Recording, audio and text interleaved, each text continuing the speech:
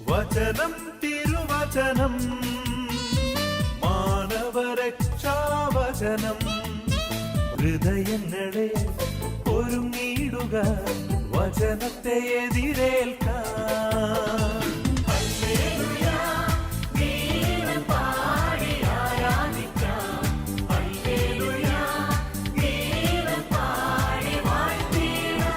യേശുവിലസന എന്ന് പറഞ്ഞാൽ മാതാപിതാക്കന്മാരെ, സഹോദരി സഹോദരന്മാരെ, യുവ കുട്ടികളെ, ഒരു അമ്മച്ചിക്കുണ്ടായ ഒരു അനുഭവം ഞാൻ നിങ്ങളുമായിട്ട് പങ്കുവയ്ക്കാം.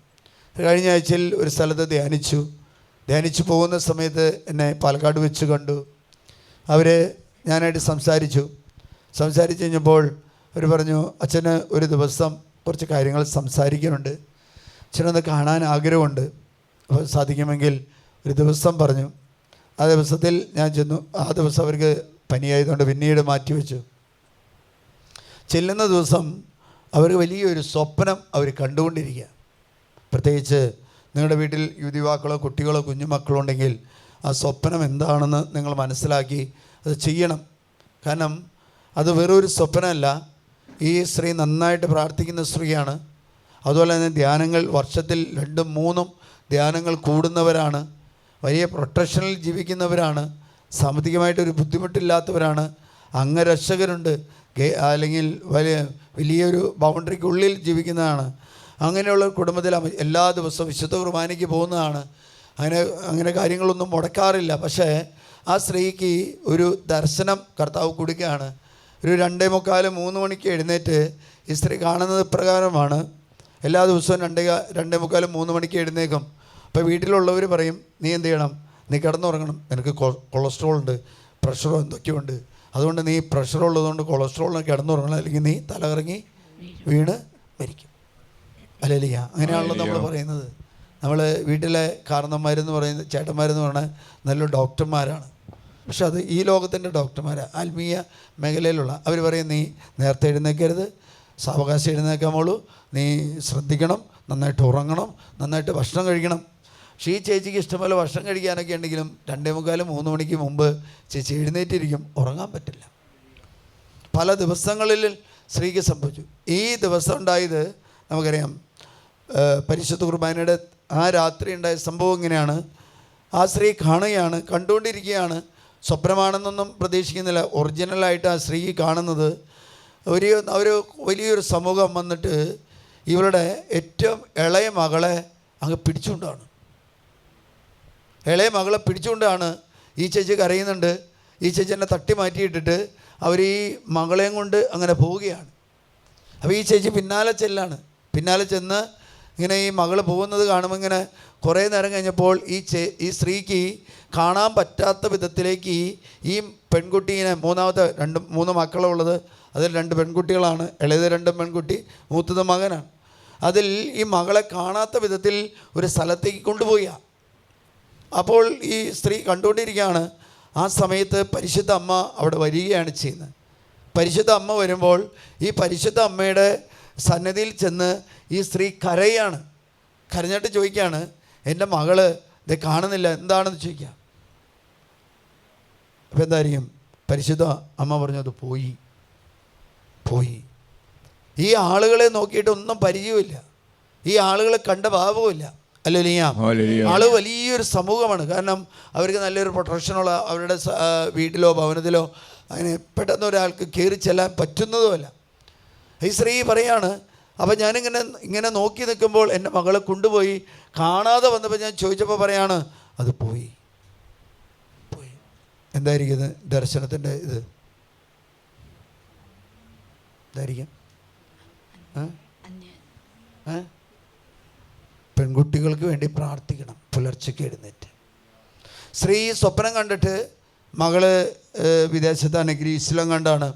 ആ മകള് 4 മണിക്കൂർ ബാക്കാണ്. ആ മകളെ വിളിച്ച് ചോദിക്കാൻ വേണ്ടി കാത്തിരിക്കുന്ന സമയത്താണ് ഞാൻ കയറി ചെന്നു കഴിഞ്ഞപ്പോൾ അവർ പറയുന്ന സംഭവം ഇതാണ്, അച്ഛാ ഞാനിന്നൊരു വലിയൊരു ബാഡ് സ്വപ്നം കണ്ടു. ആ സ്വപ്നം ഇതാണ്. എനിക്ക് പെട്ടെന്നൊന്നും തോന്നിയില്ല. ഇവിടെ വന്ന് പ്രാർത്ഥിക്കുമ്പോഴാണ് കാണുന്നത് നമ്മുടെ മക്കളുടെ ശരീരം എല്ലാം ദേവാലയങ്ങളാണ്.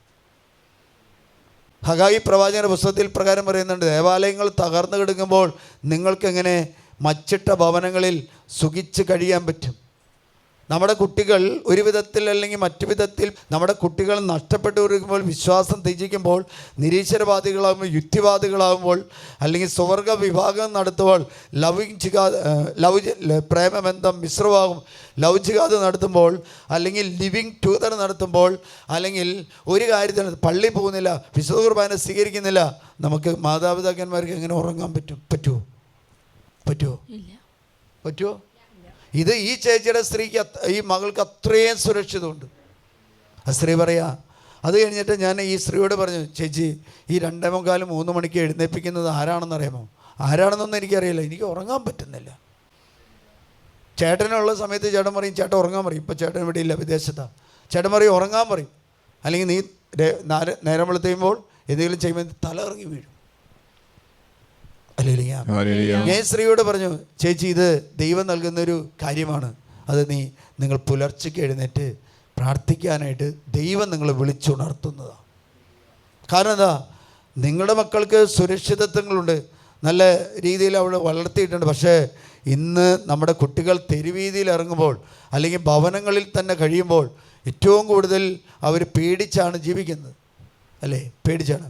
കഴിഞ്ഞ 29-ാം തീയതി രാവിലെ 7-8 മണി സമയത്ത് ചങ്ങനാശ്ശേരിയിലൂടെ ഒരു കുടുംബം നടന്നുപോയി. അപ്പനും അമ്മയും മകളും കൂടിയാണ്. 3 ഗുണ്ടകൾ വന്ന് ആ പെങ്കുച്ചനെ പിടിച്ച് എന്തോ ചെയ്യാൻ പോയപ്പോൾ ഈ അപ്പനും അമ്മയും തടയാൻ ചെന്നപ്പോൾ എന്തുണ്ടായെന്ന് വെച്ചാൽ, നിങ്ങൾ വായിച്ചിട്ടുണ്ട്, പത്രത്തിൽ വായിച്ചിട്ടുണ്ട്. എന്താ വെച്ചത്? മുളക് പൊടി കണ്ണിലേക്ക് സ്പ്രേ ചെയ്തു, അപ്പൻ്റെയും അമ്മയുടെയും. അല്ലേലിയ. ഒരു കാലഘട്ടത്തിൽ നമുക്കറിയാം, ഈ വാളയാർ സൈഡിൽ കുട്ടികൾ പീഡിക്കപ്പെടുന്നത് നമ്മൾ ഒരു സ്ഥലത്ത് മാത്രമല്ല പല സ്ഥലങ്ങളിലും. ആലുവയിൽ കൊച്ചു കുട്ടിയെ കൊണ്ടുപോയി മൃഗീയമായിട്ട് ബലാത്സംഗം ചെയ്ത സംഭവങ്ങളെല്ലാം നമ്മുടെ മുമ്പിൽ നടക്കുമ്പോൾ, സ്നേഹമുള്ളവരെ, നമുക്ക് എങ്ങനെ പുലർച്ചയ്ക്ക് ഉറങ്ങാൻ പറ്റും? പുലർച്ചയ്ക്ക് ഉറങ്ങാൻ പറ്റുമോ? പുലർച്ചയ്ക്ക് ഉറങ്ങാൻ പറ്റാത്തൊരു കാരണം എന്താണെന്ന് വെച്ചാൽ, ഈശോ പറയുന്ന ഇപ്രകാരമാണ്, ഞാൻ ഈ ലോകത്തെ നേടിയെടുത്തത്, പരിശുദ്ധ അമ്മ പറയാണ്, ഈ ലോകത്തെ ഞങ്ങൾ നേടിയെടുത്തത് രാത്രിയുടെ യാമങ്ങളിലിരുന്ന് പ്രാർത്ഥിച്ച് പരിത്യാഗം ചെയ്ത് എടുത്ത. അല്ലേലൂയ. പരിശുദ്ധ അമ്മയും ഈശോ മിശിഹായും രാത്രിയുടെ യാമങ്ങളിൽ പ്രാർത്ഥിച്ച് ഈ ലോകത്തെ വീണ്ടെടുത്തെങ്കിൽ നമുക്ക് എങ്ങനെ ഉറങ്ങാൻ പറ്റും? തോമസ് ലീഗ ഭാരതത്തിൽ വന്നിട്ട് പകൽ സമയങ്ങളിൽ സുവിശേഷം പ്രസംഗിക്കുകയും രാത്രി സമയങ്ങളിൽ ഇരുന്ന് പ്രാർത്ഥിക്കുകയും ചെയ്തു. ആ പ്രാർത്ഥിച്ചതിൻ്റെ ഫലമായിട്ടാണ് സുവിശേഷ പ്രഘോഷണങ്ങൾ ശക്തമായിട്ട് വിധത്തിൽ ചെയ്തു തീർക്കാനായിട്ട് തോമസിലേക്ക് പ്രാർത്ഥിച്ചത്. അത്ഭുതങ്ങളുടെ പെരുമഴ ഒഴുകിയപ്പോഴാണ് മതഭീകരവാദികൾ അവനെ കുത്തിക്കൊല്ലാനുള്ള, അല്ലെങ്കിൽ ബാക്കിൽ കുത്തി കൊല്ലാനുള്ള കാരണം. അത്ഭുതങ്ങൾ, അടയാളങ്ങൾ പ്രവർത്തിക്കണമെങ്കിൽ നമ്മളിരുന്ന് പ്രാർത്ഥിക്കണം. Hallelujah, hallelujah, hallelujah. അതുകൊണ്ട് ഈശോ പറയുന്നൊരു കാര്യം, ഞാൻ ആ ചേച്ചിയോട് ഒരു പുസ്തകം കാണിച്ചു കൊടുത്തു, ഭൂലോകത്തിൻ്റെ വിജയരാജ്ഞി എന്ന പുസ്തകം കാണിച്ചു കൊടുത്തു. ആ ചേച്ചി പറഞ്ഞു, ഞാൻ ഈ പുസ്തകം ഇഷ്ടംപോലെ ആൾക്കാർ കൊടുത്തിട്ടുണ്ട്, പക്ഷേ ഇന്ന് വരെ ഞാൻ ഇത് വായിച്ചിട്ടില്ല. ആ പുസ്തകത്തിൽ വ്യക്തമായിട്ട് പറയുന്നുണ്ട്, പരിഹാര പ്രവൃത്തിക്ക് വേണ്ടിയാണ് ഒരു വ്യക്തി രാത്രിയിൽ എഴുന്നേറ്റ് പ്രാർത്ഥിക്കുന്നത്. Hallelujah, hallelujah. രാത്രി പ്രാർത്ഥിക്കുന്നതെന്ന് വെച്ചാൽ കർത്താവിൻ്റെ വിശ്വസ്തതയും കർത്താവിൻ്റെ കാരുണ്യത്തെയുമാണ് നമ്മൾ പ്രവർത്തിക്കുന്നതെങ്കിലും അത് നമ്മുടെ കുടുംബാംഗങ്ങൾ ചെയ്ത പാപത്തിന് പരിഹാരമാണ്. ഹല്ലേലൂയ. ഇൻസ്റ്റിറ്റ്യൂട്ട് ഓഫ് ജസ്റ്റിസ് എന്ന പുസ്തകത്തിൽ ഈശോ മിശിഹ ബെനഡിക്റ്റൻ ഫാദറിനോട് പറഞ്ഞു വെക്കുന്നത് എന്താണെന്ന് വെച്ചാൽ, ഈ ഫാദറിനോട് പറയാണ്, ഒരു രാത്രി ഇന്ന് പ്രാർത്ഥിക്കുന്ന ഒരു സമൂഹത്തെ നീ വളർത്തിയെടുക്ക്. നിങ്ങൾ 2 ആളുള്ളൂ, 2 ആൾ പ്രാർത്ഥിക്കുക, ഞാൻ അത്ഭുതം പ്രവർത്തിക്കും. 2 ആളുണ്ടെങ്കിൽ ആ ആൾ പ്രാർത്ഥിക്കാൻ തുടങ്ങുമ്പോൾ വലിയൊരു അത്ഭുതമായിട്ട് മാറും. അതിന് നമ്മൾ പറയുന്ന കാര്യമുണ്ട്, രാത്രി എഴുന്നേറ്റ് പ്രാർത്ഥിച്ചാൽ പകല് ക്ഷീണം വരും. ഇൻസ്റ്റിറ്റ്യൂട്ട് ഓഫ് ജസ്റ്റിസ് എന്ന പുസ്തകത്തിൽ പ്രകാരം പറയാം, നിനക്കൊരു ക്ഷീണം വരില്ല, ഞാൻ നിൻ്റെ കൂടെയുണ്ട്. Hallelujah, hallelujah. കർത്താവ് നമ്മുടെ കൂടെ ഇരിക്കുന്നതാണ് നിത്യജീവിതം എന്ന് പറയുന്നത്. Hallelujah, hallelujah. അതുകൊണ്ട് സ്നേഹമുള്ളവരെ, ഞാനൊരു കാര്യം ചോദിക്കുകയാണ്, ഏറ്റവും കൂടുതൽ പ്രാർത്ഥന ഉള്ള സമുദായത്തിൻ്റെ പേര് പറയാം. ഏറ്റവും കൂടുതൽ പ്രാർത്ഥന ഉള്ളത് ക്രിസ്ത്യാനിയ. യഹൂദനും ക്രിസ്ത്യാനിയും 7 യാമത്തിൻ്റെ പ്രാർത്ഥനയുണ്ട്. 7 യാമം. ഈ മുഹമ്മദീയർക്ക് അല്ലെങ്കിൽ മുസ്ലിം സമുദായത്തിന് 5 നിസ്കാരമുള്ളൂ. 5 നിസ്കാരം മാത്രമേ ഉള്ളൂ. പക്ഷേ നമ്മുടെ പ്രാർത്ഥന തുടങ്ങുന്നത് 1 യാമം തുടങ്ങുന്നത് 3-3:30 കണ്ട സമയം. കേരളത്തിലൊരു സമൂഹം വളർന്ന് ഒരു പ്രാർത്ഥിക്കുന്ന ഒരു സമൂഹമുണ്ട്. കുരിശുമലയിൽ കൃത്യമായിട്ട് 3:30 എഴുന്നേറ്റ് പ്രാർത്ഥിക്കും. 1 യാമം തുടങ്ങുന്നത്. നിങ്ങൾ യാമ പ്രാർത്ഥന എന്ന് കേട്ടിട്ടുണ്ടാവില്ല? കേട്ടിട്ടുണ്ടോ? യാമ വൈദികർ ചൊല്ലുന്ന ഒരു പ്രാർത്ഥനയാണ് യാമ പ്രാർത്ഥന. ഹല്ലേലൂയ. ഇന്നത്തെ യാമ പ്രാർത്ഥനയിൽ പരിശുദ്ധ അമ്മയെ പ്രകീർത്തിച്ചുകൊണ്ടാണ് ഗീതങ്ങളെല്ലാം, പാട്ടുകളെല്ലാം, പ്രാർത്ഥനകളെല്ലാം നടക്കുന്നത്. ഹല്ലേലൂയ. അതുകൊണ്ട് പുരോഹിതർക്ക് നൽകുന്ന ഒരു പ്രാർത്ഥനാ പുസ്തകമുണ്ട്, യാമ പ്രാർത്ഥന. നീ സഭയ്ക്ക് വേണ്ടിയും സമൂഹത്തിന് വേണ്ടിയും പ്രാർത്ഥിക്കുക. ഹല്ലേലൂയ. യാക്കോബിറ്റ് ഓർത്തഡോക്സ് സഭയിൽപ്പെട്ടവർക്ക് പ്രത്യേകമായിട്ട് അറിയാം. അവർക്ക് ജപമാല അങ്ങനെയുള്ള പ്രാർത്ഥനയെക്കാളും കൂടുതൽ സുപരിചിതം എന്താണെന്ന് വെച്ചാൽ യാമ പ്രാർത്ഥനയാണ്. അതിൽ 119 സങ്കീർത്തനത്തിൽ 164 ഭാഗത്ത് ഇപ്രകാരം പറയാണ്, യാമങ്ങളുടെ 7 യാമങ്ങൾ എഴുന്നേറ്റ് പ്രാർത്ഥിക്കുക. അത് 1 യാമം തുടങ്ങുന്നത് 3:30 ഹല്ലേലൂയ. ഒറ്റ കാര്യമുള്ളൂ, 7:30 നമുക്ക് 24 മണിക്കൂറിനെ 7 കൊണ്ട് ഡിവൈഡ് ചെയ്താൽ എത്രയാണെന്ന് കൃത്യമായിട്ട് കിട്ടും. 24 മണിക്കൂറാണല്ലോ ഒരു ദിവസത്തുള്ളത്, അല്ലേ? ആ 24 മണിക്കൂറിനെ 7 കൊണ്ട് ഡിവൈഡ് ചെയ്താൽ എത്രയാണെന്ന് കഴിഞ്ഞാൽ 3:30, അല്ലേ? 3:30. അപ്പോൾ ആദ്യത്തെ മണിക്കൂർ തുടങ്ങുന്നത് എപ്പോഴാണ്? 3:30. എല്ലാ മതവിഭാഗങ്ങളിലും ഇതേപോലെയുള്ള പ്രാർത്ഥനകളുണ്ട്. പക്ഷേ കത്തോലിക്ക തിരുസഭയിൽ ഈ 3:30-ക്കുള്ള പ്രാർത്ഥനയെക്കുറിച്ച് പറയുന്നത് അത് പരിശുദ്ധാത്മാവിൻ്റെ ടൈമാണ്. പരിശുദ്ധാത്മാവ് ഒരു വ്യക്തിയെ ഉണർത്തുന്നത് അവൻ കർത്താവിൻ്റെ വിശ്വസ്തതയെയും കർത്താവിൻ്റെ കാരുണ്യത്തെയും അനുസ്മരിക്കാനാണ്. ഹല്ലേലൂയ.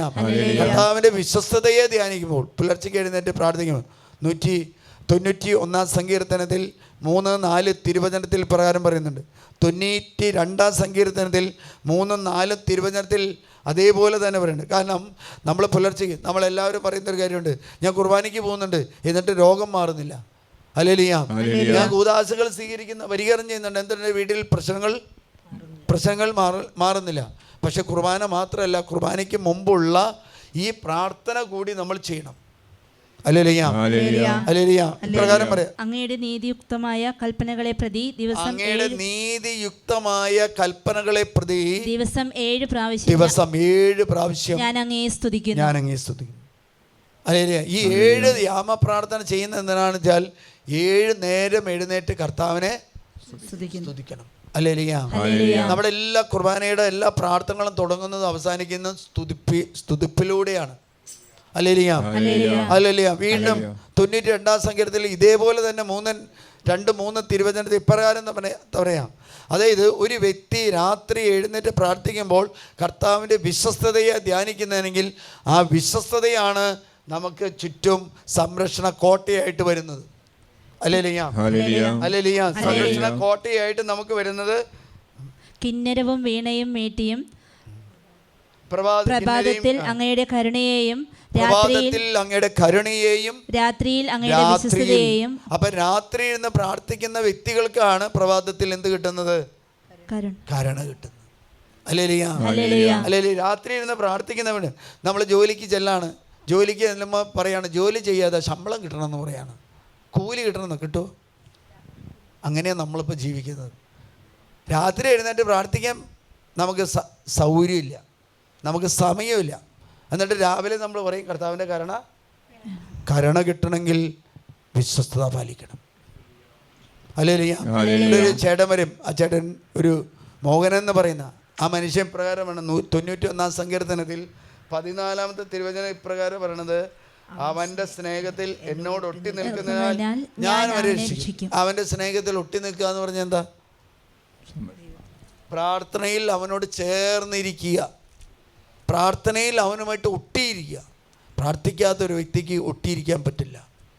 പ്രാർത്ഥിക്കുക എന്ന് പറഞ്ഞാൽ, പ്രാർത്ഥന എന്ന് പറഞ്ഞാൽ സംസാരമെന്നാണ് ഉപയോഗിക്കേണ്ടത്. കാരണം ഞാൻ കർത്താവുമായുള്ളൊരു സല്ലാപത്തിൽ സംസാരത്തിൽ ഏർപ്പെടുമ്പോൾ കർത്താവിൻ്റെ സംരക്ഷണം എനിക്ക് കിട്ടുക, അല്ലേ? അതിൽ ഇപ്രകാരം പറയാം, അവൻ സ്നേഹത്തിൽ എന്നോട് ഒട്ടി നിൽക്കുമ്പോൾ ഞാൻ അവനെ രക്ഷിക്കും.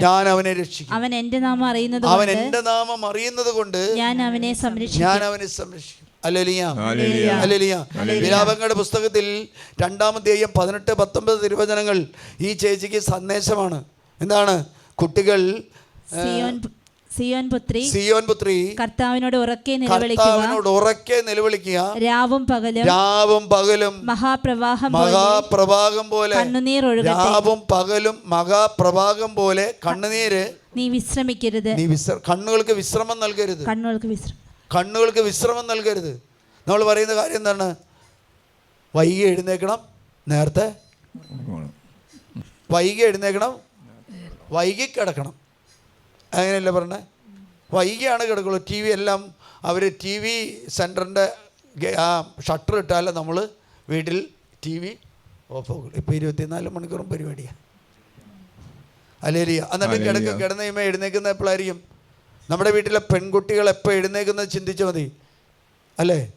8 മണിക്ക്, 9 മണിക്ക്, 11 മണിക്ക്, 12 മണിക്ക് അല്ലേ? കുട്ടികൾക്കെന്നൊരു വിശ്വാസത്തിൻ്റെ മേഖലയിൽ ഉയർച്ചയുണ്ടെങ്കിൽ കുട്ടികൾ കിടക്കുമോ? കുട്ടികൾക്ക് കാരുണ്യം കിട്ടുമോ? കർത്താവിൻ്റെ വിശ്വസ്തത കിട്ടുമോ? കിട്ടില്ല. ഹല്ലേലൂയ. നമ്മുടെ വേദപാഠങ്ങൾ, ഒരു കുടുംബം പറഞ്ഞാൽ നമ്മുടെ വേദപാഠങ്ങളൊന്നും നമ്മുടെ കുട്ടികളെ ഏശിച്ചിട്ടില്ല. അവർ പഠിച്ചു, അവരെഴുതി മാർക്ക് മേടിച്ചു. ആത്മീയ മേഖലയിൽ അവർക്ക്. അതുകൊണ്ട് ഇപ്രകാരം ഞാൻ ആ സ്ത്രീയെ കണ്ടത് സ്വപ്നം എന്താ? അവരുടെ കുട്ടികളല്ലെങ്കിൽ മറ്റുള്ളവരുടെ കുട്ടിയെ നാൽക്കവലയിൽ വീണ് കിടക്കുമ്പോൾ കണ്ണുനീരല്ലാതെ വേറൊന്നും ഒഴിക്കാനില്ല. ഒരു വീട്ടിൽ ഒരു പയ്യന് കൈവശം ഉണ്ടെന്ന് അറിഞ്ഞിട്ട് അവിടെ അവനെ സൗഖ്യം കൊടുക്കാൻ വേണ്ടി പ്രാർത്ഥിക്കാൻ വേണ്ടി ചെന്നപ്പോൾ എന്ന് കഴിഞ്ഞാൽ അവിടുത്തെ മൂത്ത പെൺകൊച്ച് കിടന്നുറങ്ങാം. അവൾ വേറൊരാളായിട്ട് ബന്ധമുണ്ടെന്ന് ഈ കാലഘട്ടത്തിൽ അറിയുന്നത്. വേറൊരാളത്തെ അതേ കോളേജിൽപ്പെട്ട ഒരു സാറുമായിട്ട് ആ വ്യക്തിക്ക് ബന്ധമുണ്ട്. അതേ കോളേജിൽപ്പെട്ട ആ കോളേജിൽ പഠിച്ചുകൊണ്ടിരുന്ന പയ്യനാണ് വേറൊരു ടീച്ചർ അവനെ സ്നേഹിച്ച ടീച്ചറെ 28-30 വയസ്സുണ്ട്, പയ്യനെ 23 വയസ്സുള്ളൂ. ടീച്ചർ ഒരു കല്യാണം കഴിഞ്ഞിട്ട് ഡൈവേഴ്സ് എന്നിട്ട് ഈ കൊച്ചിനെ ഒന്ന് അതിൽ നിന്ന് രക്ഷിക്കാമെന്ന് വിചാരിച്ച് ചെന്നപ്പോഴാണ് നമ്മളിവിടെ തീഷ്ണടുത്ത് പ്രാർത്ഥിച്ച് ഒരുങ്ങി ചെല്ലുമ്പോൾ വീട്ടിലെല്ലാവരും കിടന്നുറങ്ങാം. ആ കൊച്ചിനെ കുറിച്ച് ബോധ്യമുണ്ടോ? അവർക്ക് ഉണ്ടോ? ഞാൻ കയറി ചെല്ലുമ്പോൾ പെങ്കൊച്ച അവിടെ കിടന്നു, മറ്റുള്ളവരെല്ലാം കിടന്നു. ഞാൻ എല്ലാവരും വിളിച്ചെഴുന്നേൽപ്പിച്ചു. നമ്മുടെ കുട്ടികൾ നാൽക്കവലയിൽ കിടന്ന് സാത്താൻ പീഡിപ്പിക്കുമ്പോൾ സ്നേഹമുള്ളവരെ നമുക്കെങ്ങനെ ഉറങ്ങാൻ പറ്റും? അതാണ് ഹഗായി പ്രവാചകന്റെ പുസ്തകത്തിൽ 1 പറയുന്നത്, എൻ്റെ ആലയം തകർന്നു കിടക്കുമ്പോൾ നിങ്ങൾക്ക് എങ്ങനെ മറ്റുള്ള ഭവനങ്ങളിൽ കിടക്കാൻ പറ്റും? നമ്മുടെ കുട്ടികൾ ഒരു വിധത്തിൽ അല്ലെങ്കിൽ മറ്റു വിധത്തിൽ പിശാച് പീഡിപ്പിച്ചുകൊണ്ടിരിക്കുമ്പോൾ നമുക്ക് AC വെച്ച മുറിയിൽ എങ്ങനെ ഉറങ്ങാൻ പറ്റും? നമുക്ക് TV വെച്ചുകൊണ്ട് എങ്ങനെ കാണാൻ പറ്റുമോ? ആത്മാവ് പ്രവർത്തിക്കുന്ന ഒരു വ്യക്തിക്ക് കാണാൻ പറ്റില്ല, സാധിക്കില്ല. ആത്മാവ് മരിച്ച ഒരു വ്യക്തിക്കാണ് ഉറങ്ങാൻ പറ്റുന്നത്. ആത്മാവ് മരിച്ച ഒരു വ്യക്തിക്കാണ് സുഖിക്കാൻ പറ്റുന്നത്. കുട്ടികൾ വഴിവിട്ട് പോകുമ്പോൾ, കുട്ടികൾ തെറ്റായിട്ടുള്ള ബന്ധങ്ങളിൽ പെടുമ്പോൾ, കുട്ടികളെ മറ്റുള്ളവർ പീഡിപ്പിക്കുമ്പോൾ, കുട്ടികൾ മിശ്രഭാവത്തിലേക്ക് പോകുമ്പോൾ, കുട്ടികൾ ലവ് ജിഹാദിലേക്ക് പോകുമ്പോൾ, കുട്ടികൾ ലിവിങ് ടുഗദർ, ഞാൻ അടുത്ത ഒരു കൊല്ലമായിട്ടുള്ള ലിവിങ് ടുഗദറിൽ കിടക്കുമ്പോൾ നമ്മുടെ കാരണവന്മാർക്ക് അല്ലെങ്കിൽ നമ്മുടെ ചേട്ടന്മാർക്ക് ചേച്ചിമാർക്ക് എങ്ങനെ ഉറങ്ങി വിശ്രമിക്കാൻ പറ്റും? സ്ത്രീ പറഞ്ഞ ഇപ്രകാരമാണ്, അച്ഛൻ വന്നത് നന്നായി, അച്ഛാ ഇത് എനിക്കൊരു ബോധ്യമാണ്. ഞാൻ ഇത്രയും ദിവസം വിചാരിച്ചത് ഞാൻ എഴുന്നേൽക്കുന്നത് എനിക്ക് ഉറക്കമില്ലാത്തതുകൊണ്ടാണ്. എല്ലാവരോടും ചോദിക്കുമ്പോൾ പറയുന്നൊരു കാര്യമുണ്ട്, എന്താണെന്ന് വെച്ചാൽ രാത്രി ഉറക്കം കിട്ടില്ല, കർത്താവ് തരില്ല. കാരണം എന്താ? കർത്താവ് വീണ്ടെടുത്ത സഭ ഇവിടെ നശിച്ചുകൊണ്ടിരിക്കുക.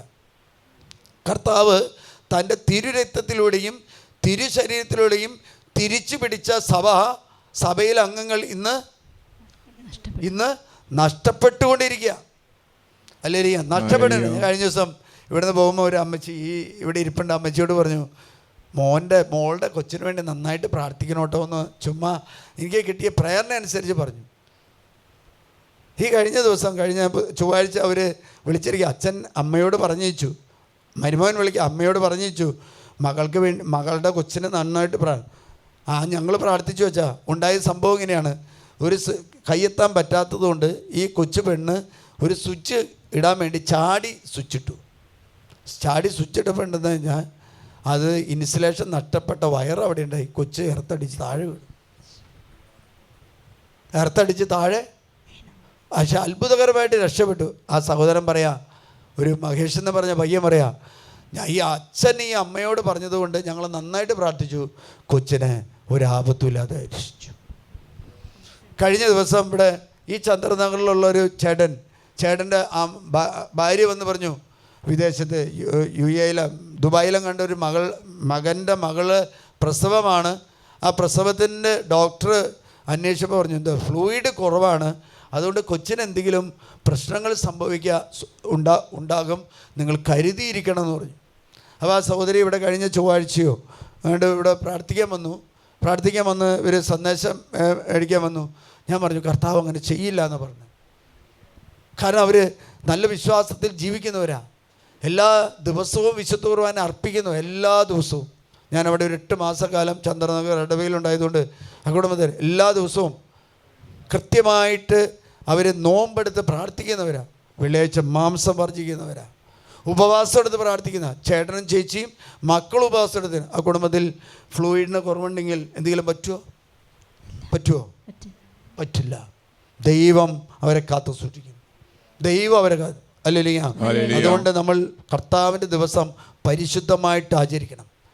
കർത്താവിൻ്റെ ദിവസം ആചരിച്ചില്ലെങ്കിൽ യോഹന്നാൻ്റെ സുവിശേഷത്തിൽ 6-ാം അധ്യായത്തിൽ പ്രകാരം പറഞ്ഞ്, എൻ്റെ അപ്പം ഭക്ഷിക്കുകയും എൻ്റെ രക്തം പാനം ചെയ്യുകയും ചെയ്താൽ അവൻ എന്നേക്കും ജീവിക്കും. എൻ്റെ അപ്പം ഭക്ഷിക്കാതെ എൻ്റെ അപ്പം പാനം ചെയ്യാതെ ജീവിച്ചിട്ടുണ്ടെങ്കിൽ അവന് ആയുസ്സ് ഉണ്ടാവില്ല. നിങ്ങൾ വായിച്ചു നോക്കൂ. ഒരു പയ്യൻ 5 അപ്പവും 2 ബാർലിയായിട്ട് ഒരു യേശുവിൻ്റെ വചനപ്രഘോഷത്തിൽ വരുമ്പോൾ അവൻ കർത്താവിന് കൊടുക്കുമ്പോൾ ഈശോ പറയുന്നൊരു കാര്യമാണ്, എൻ്റെ അപ്പം ഭക്ഷിക്കുകയും എൻ്റെ പാനപാത്രം കുടിക്കുകയും ചെയ്താൽ അവൻ എന്നേക്കും ജീവിക്കും. അല്ലേലിയാം. ഞാൻ ആ സ്ത്രീയോട് പറഞ്ഞു, ചേച്ചി ഇത് പറഞ്ഞപ്പോൾ സ്ത്രീ പറയേ, ശരിയാണ് അച്ഛാ. ജ്ഞാനത്തിൻ്റെ പുസ്തകം 16-ാം അധ്യായം 25-27 തിരുവചനത്തിൽ പ്രകാരം പറയുന്നുണ്ട്. 24-27 തിരുവചനത്തിന് മുൻപ് കിടക്കുന്ന വചനമാണ് അപ്പത്തെക്കുറിച്ച് പറയുന്നത്, അല്ലേ?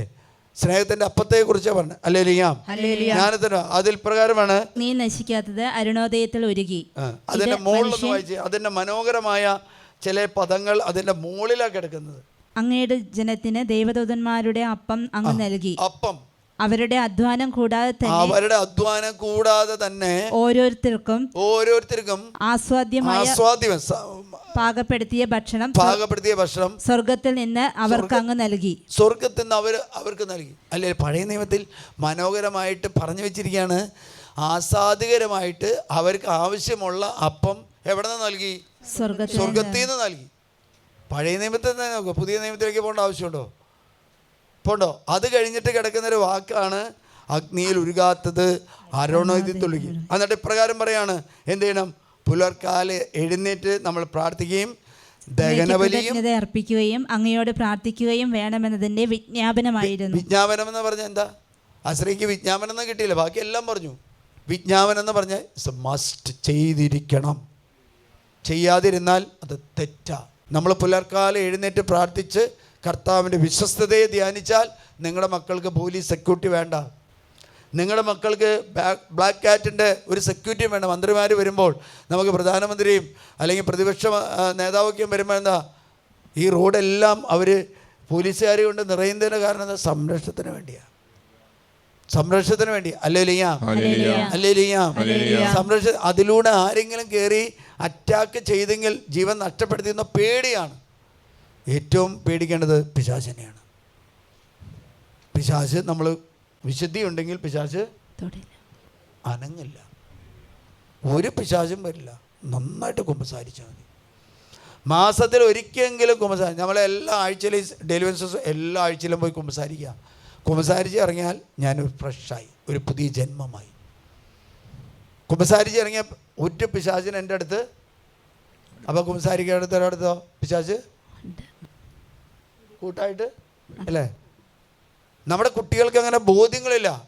കുമ്പസാരിച്ചാൽ നമ്മളോട് ചോദിച്ചാൽ, കൊച്ചുകുട്ടികളോടൊക്കെയും ചോദിച്ചാൽ പറയുന്നത് എന്താ? പാപമോചനാണ്. പാപമോചനം ഇസ് എ സെക്കൻഡറി. കാരണം പാപം മോചിച്ചാൽ മാത്രം പോരാ, എനിക്കൊരു കൃപ കിട്ടിയാൽ മാത്രമേ ഞാൻ പാപത്തിൽ നിന്ന് മോചനം പ്രാപിക്കുകയുള്ളൂ. ആ കൃപ എന്താ? വരപ്രസാദ. അതിനിപ്പോൾ ഇപ്രകാരം പറയണ, ഈ പൗസ്തീനയുടെ പുസ്തകത്തിലും അതുപോലെ തന്നെ ഭൂലോകത്തിൻ്റെ മഹാറാണി എന്ന പുസ്തകത്തിലും പറയണ ഈശോയുടെ തിരു രക്തം കൊണ്ട് നമ്മളെ കഴുകി വിശുദ്ധീകരിക്കുകയാണ്. വീണ്ടും ഒരു പുതിയ ജന്മം നൽകുക. അല്ലെങ്കിൽ അമ്മയുടെ ഉദരത്തിൽ നിന്ന് ഒരു കൊച്ചു ജനിക്കുന്നത് പോലെ ജനിച്ചില്ലെങ്കിൽ അവൻ വീണ്ടും പാപം ചെയ്യില്ലേ? പാപം ചെയ്യില്ലേ? പാപമോചനം മാത്രം പോരാ, വരപ്രസാദം കൂടി കിട്ടും. അതുകൊണ്ട് സ്നേഹമുള്ളവരെ, നിങ്ങൾ പുലർച്ചയ്ക്ക് എഴുന്നേറ്റ് പ്രാർത്ഥിക്കുമ്പോൾ ദൈവം നൽകുന്നതാണ് നിങ്ങൾക്ക് വിശ്വസ്തത. ദൈവത്തിൻ്റെ ദൂതന്മാർ വന്ന് നിങ്ങൾക്കുടെ മക്കൾക്ക് ചുറ്റും, നിങ്ങളുടെ ഭവനത്തിന് ചുറ്റും കാവലേർപ്പെടും. ഈ സ്ത്രീ അവസാനം എന്നെ ഇതെല്ലാം പറഞ്ഞ് ഞാൻ പറഞ്ഞു 33 മിഖായിൽമാരുടെ പ്രാർത്ഥനയ്ക്കും ചെല്ലണമെന്ന് പറഞ്ഞപ്പോൾ ഈ സ്ത്രീ എന്നെ കൊണ്ടുപോയി കാണിച്ചു തന്നു. വലിയ ഇത്രയുള്ള അടിയുള്ള ഒരു രൂപം. എവിടെ നിന്നാണ് കൊണ്ടുവന്നത്? മെജ്ജുഗോറിയിൽ നിന്നാണ് കൊണ്ടുവന്നത്. കൊണ്ടുവരുമ്പോൾ എപ്പോഴും അവർ മിഖായിൽമാരുടെ പ്രാർത്ഥന അവിടെ നിന്ന് തൊട്ട് അവർ ഫ്ലൈറ്റ് കൊണ്ടുവരുമ്പോൾ ചൊല്ലിക്കൊണ്ടുവന്ന് വരുന്നു. എന്നിട്ടും ഇവിടെ എന്താ ഒരു സ്വപ്നം കർത്താവ് കാണിച്ചു കൊടുത്തത്? നമ്മൾ നന്നായിട്ട് പ്രാർത്ഥിക്കണം. അല്ലേ? ആ സ്ത്രീ നന്നായിട്ട് പ്രാർത്ഥന. ഭാഷാപരങ്ങൾ, പല ഭാഷാപരങ്ങളുണ്ട്. സ്തുതിക്കുന്ന സമയത്ത് വ്യത്യസ്തമായ കാര്യങ്ങൾ കാണുന്നു. അങ്ങനെയുള്ളൊരു സ്ത്രീക്ക് കാണിച്ചു കൊടുത്തതിൻ്റെ കാരണം എന്താ? സഭയിലെ മക്കൾ തകരുമ്പോൾ, സഭയിലെ കൊച്ചുമക്കൾ തകരുമ്പോൾ നമുക്ക് വെറുതെ ഇരിക്കാൻ പറ്റില്ല. ഏതെങ്കിലും അർച്ചന വെറുതെ ഇരിക്കാൻ പറ്റുമോ? സഭ മക്കൾ തകരുന്നത് കാണുമ്പോൾ പറ്റുമോ? പറ്റില്ല. ഏറ്റവും കൂടുതൽ നിങ്ങളുടെ കുടുംബത്തിലെ മക്കൾ ഏതെങ്കിലും വിധത്തിൽ പീഡിപ്പിക്കുമ്പോഴോ രോഗിയായിട്ട് മാറുമ്പോഴോ ആരാണ് ഏറ്റവും കൂടുതൽ വേദന അനുഭവിക്കുക? ഇടവക വികാരിയ. അല്ലേലിയ. കാരണം എന്താ? അത് അവർക്ക് വെറുതെ ഇരിക്കാൻ പറ്റില്ല. ഇൻസിനോ ജേസസ് എന്ന പുസ്തകത്തിൽ ഇപ്രകാരം പറയാണ്, നിങ്ങൾ പുലർച്ചയ്ക്ക് എഴുന്നേറ്റ് പ്രാർത്ഥിച്ചാൽ നിങ്ങൾക്ക് ഒരു ക്ഷീണം ഉണ്ടാവില്ല. മനുഷ്യന് കുറേ കാര്യങ്ങളുണ്ട്. അവനെന്താ ചെയ്യുന്നതെന്ന് വെച്ചാൽ അവൻ കേട്ട് കിടക്കുന്ന കുറേ കാര്യങ്ങൾ വെച്ചിട്ടാണ് അവൻ ചികിത്സിക്കുന്നത്. അല്ലേ? കേട്ട് കിടക്കുന്നത്. എഴുന്നേക്കരുത്, നീ എഴുന്നേറ്റ തല കറങ്ങും, നേരത്തെ എഴുന്നേറ്റാൽ നിനക്ക് വണ്ടി ഓടിക്കുന്നതല്ലേ പ്രശ്നം വരും, അങ്ങനെയുള്ള കാര്യങ്ങൾ പറഞ്ഞ് മനുഷ്യനെ നമ്മൾ നിരുത്സാഹപ്പെടുത്താം. ഇപ്രകാരം പറയാണ് 101 പേജിൽ, രാത്രിയിൽ എന്നെ ആരാധിക്കുവാൻ പഠിക്കുക. വൈദികർ പ്രത്യേകമായി രാത്രിയിൽ എന്നെ ആരാധിക്കാൻ വരണമെന്ന് ഞാൻ ആഗ്രഹിക്കുന്നു. അവർക്കൊരു വിശ്രമവും നഷ്ടപ്പെടില്ല. 101 പേജിൽ 2ാമത്തെ പാരഗ്രാഫിൽ പറയാം, അവർക്കൊരു വിശ്രമവും നഷ്ടപ്പെടും. നമ്മൾ പറയുന്നത് എന്താ? രാത്രി ഉറങ്ങിയില്ലെങ്കിൽ പിറ്റേ ദിവസം ക്ഷീണമായിരിക്കും, പണിക്ക് പോകാൻ പറ്റില്ല, ജോലിക്ക് പോകാൻ പറ്റില്ല, വാഹനം ഓടിക്കാൻ പറ്റില്ല, നമുക്ക് ക്ഷീണമായിരിക്കും. അത് നമ്മുടെ മനസ്സിൻ്റെ ആഗ്രഹമാണ്. എനിക്ക് ഇത് ചെയ്യാൻ ഒരു താല്പര്യമില്ല. നമ്മുടെ വീട്ടിൽ കുട്ടികളോട് എന്തെങ്കിലും കാര്യം പറഞ്ഞ് അവർക്ക് താല്പര്യമില്ലെങ്കിൽ അവരത് ചെയ്യില്ല, റെസ്പോണ്ട് ചെയ്യില്ല. വീണ്ടും പറയാം, ഞാനും അവിടെ ഉന്മേഷവും വിശ്രമവും. യേശുവാണ് നമ്മുടെ ഉന്മേഷവും വിശ്രമവും. അപ്പോൾ നമുക്ക് വിശ്രമിക്കേണ്ട ആവശ്യമുണ്ടോ? വീണ്ടും പറയാണ്, രാത്രികാലങ്ങളിൽ എന്നോട് ചേർന്നിരിക്കുന്നതിൻ്റെ വിലയെക്കുറിച്ച് എൻ്റെ സുഹൃത്തുക്കളോട്, പ്രത്യേകിച്ച് എൻ്റെ തിരഞ്ഞെടുക്കപ്പെട്ടവരോട് സംസാരിക്കാൻ നിനക്ക് അവസരമുണ്ടാകും. ഉണ്ടാകുമെന്ന് പറഞ്ഞാൽ അതിന് ദൈവം ആ മനുഷ്യനെ ഒരുക്കി. ആ ഒരു വ്യക്തിക്ക് കിട്ടിയ ദർശനമാണ് പുസ്തകമായിട്ട് ഇത് പല ഭാഷകളിൽ രചിക്കപ്പെട്ടു. അല്ലേലിയാ. വീണ്ടും പറയാണ്, അതിനുള്ള ദിവസം ഏറെ വൈകാതെ വരും.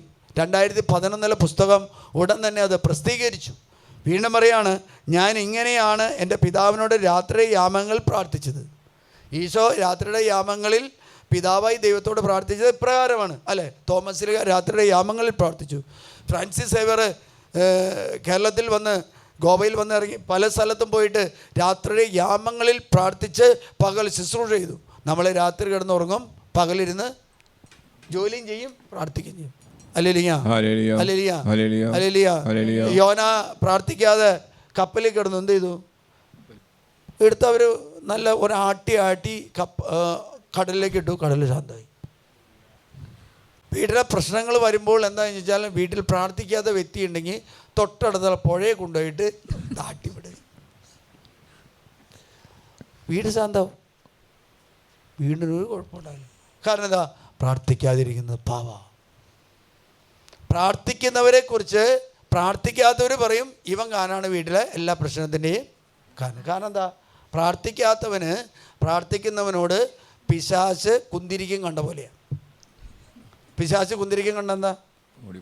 അവൻ അലറും കിടന്നു. പ്രാർത്ഥിക്കുന്നവരെ കാണുമ്പോൾ പ്രാർത്ഥിക്കാത്തവൻ കിടന്ന് ഒച്ചപ്പാടുണ്ടാക്കും. വിഭംഗാന പ്രശ്നം. ഇവിടെ ഒരു പയ്യൻ, അവന് 4 ജോലിക്കും കിട്ടി. അവൻ്റെ കല്യാണം കഴിഞ്ഞപ്പോൾ അവൻ ഇവിടെ ഒന്ന് സാക്ഷ്യം പറഞ്ഞ എങ്ങനെയാണ്? എൻ്റെ അമ്മ ആദ്യം പ്രാർത്ഥിക്കാൻ പറഞ്ഞു, അമ്മയാണ് ഈ വീട്ടിലെ ഏറ്റവും വലിയ പ്രശ്നം. പള്ളി പോയില്ലായിരുന്നു അവൻ, ഞായറാഴ്ച പോവും. ഇപ്പം അവൻ എല്ലാ ദിവസവും കുർബാനയ്ക്ക് പോകും.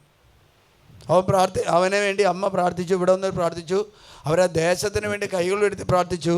അതിൻ്റെ ഫലമായിട്ട് അവനെന്താ 34 വയസ്സിൽ അവന് 4 ഗവൺമെൻറ് ജോലി, PSC ജോലി വന്നു. അതിൽ 3 അവൻ ഒന്ന് കയറി ഒന്ന് മാറ്റി, അങ്ങനെ കയറി 4ാമത്തേത് ഉടൻ തന്നെ കയറാൻ പോവാണ്. അത് കിട്ടി. 1 കൊല്ലത്തിന് മുമ്പിൽ ഒരു ഡോക്ടറെ അവൻ വിവാഹം കഴിച്ചു. അപ്പം അവൻ പറയണത് എൻ്റെ അമ്മ പ്രാർത്ഥിച്ചതുകൊണ്ടാണ് എനിക്ക് കൃപ കിട്ടിയത്. ഇവിടെ വന്ന് സാക്ഷ്യപ്പെടുത്തി. ആ ചേച്ചി പറഞ്ഞു, ഞാൻ പ്രാർത്ഥിക്കുന്നത് എൻ്റെ മോന് കണ്ണി കണ്ട ഇഷ്ടമല്ല, പക്ഷേ ഇന്ന് അമ്മ പ്രാർത്ഥിക്കാൻ പോകുന്നില്ലേ എന്ന് മോൻ ചോദിക്കും. ഹല്ലേലൂയ. അപ്രകാരം പറയാൻ രാത്രിയുടെ യാമങ്ങൾ പ്രാർത്ഥിക്കും. രാത്രിയുടെ യാമങ്ങളിലെ ഈ പ്രാർത്ഥനയിലൂടെ ഞാൻ എൻ്റെ വൈദികർക്കും എല്ലാ സുഹൃത്തുക്കളും അനുസരിക്കാൻ ഒരു പ്രത്യേക മാതൃക നൽകി. അപ്പോൾ ഈശോ രാത്രിയിൽ നിന്ന് പ്രാർത്ഥിച്ചത് എന്തിനാണെന്ന് വെച്ചാൽ അതൊരു മാതൃകയാണ്. ആര് ചെയ്യണം? നമ്മൾ ഓരോരുത്തരും ചെയ്യണം. ഹല്ലേലൂയ. ഈശോ രാത്രി പ്രാർത്ഥിച്ചുകൊണ്ട് നമ്മൾ രാത്രി കിടന്ന് ഉറങ്ങുന്നു. കാരണം എന്താ? ഈശോ പ്രാർത്ഥിച്ചല്ലോ, പിന്നെ ചെയ്യേണ്ട ആവശ്യമില്ലല്ലോ. ഞാൻ കുടുംബത്തിനോട് പറഞ്ഞു, നിങ്ങളിന്ന് ബിസിനസ്സിൽ വിജയിച്ചിട്ടുണ്ടെങ്കിൽ അത് നിങ്ങളുടെ പ്രാർത്ഥന വഴിയല്ല, നിങ്ങളുടെ തലമുറയുടെ പ്രാർത്ഥന വഴിയാണ്. ഇപ്പോൾ നമ്മൾ പ്രാർത്ഥിച്ചാലെന്നുണ്ടോ നമ്മുടെ വരും തലമുറ കൃപയിൽ നിലനിൽക്കും. കഴിഞ്ഞ കാലഘട്ടത്തിൽ നമ്മുടെ പൂർവികർ മാതാപിതാക്കന്മാരുടെ പ്രാർത്ഥന വഴിയാണ് നമ്മൾ കൃപയിൽ നിൽക്കുന്നതെങ്കിൽ ഇന്ന് മാതാപിതാക്കന്മാർ പ്രാർത്ഥിക്കുന്നില്ലെങ്കിൽ നാളെ നിങ്ങളുടെ മക്കളെ ചെന്നായി വേട്ടയാടുന്നത് പോലെ പിശാച് വേട്ടയാടും. ഹല്ലേലൂയ. അതുകൊണ്ട് ഈശോ പറയാൻ, ഞാൻ എൻ്റെ പിതാവിനോട് പ്രാർത്ഥിച്ചതുപോലെ നിങ്ങൾ ഓരോരുത്തരും എന്നോടൊപ്പം മാതൃക നൽകി പ്രാർത്ഥിക്കണം. വീണ്ടും പറയും, ഇവിടെ നിനക്ക് ലഭിക്കുന്ന പരമാവധി അവസരം ഉപയോഗിക്കുക. നമ്മൾ പരമാവധി അവസരം എന്താ ഉപയോഗിക്കുന്നത്? സോഷ്യൽ മീഡിയ ആണ്. 3-4 പിള്ളേർ ഇവിടെ കൊണ്ടുവന്നു. 13 മണിക്കൂറാണ് അവൻ ജോലി ചെയ്യുന്നത് സോഷ്യൽ മീഡിയയിൽ കയറുക. ഒരു പയ്യൻ്റെ വീട് മലയുടെ മുകളിൽ, അതുകൊണ്ട് അവിടെ നിന്ന് ഇറങ്ങി നെറ്റ്വർക്ക് ഉള്ളിടത്ത് അവൻ വന്ന് സോഷ്യൽ മീഡിയ ചെയ്യും. ഹല്ലേലൂയ. അവൻ സ്കൂളിൽ പോകുന്ന 2 വർഷമായിട്ട് നിർത്തി. എന്തിനു വേണ്ടിയാന്ന് വെച്ചാൽ സോഷ്യൽ മീഡിയയിൽ ജോലി കിട്ടി.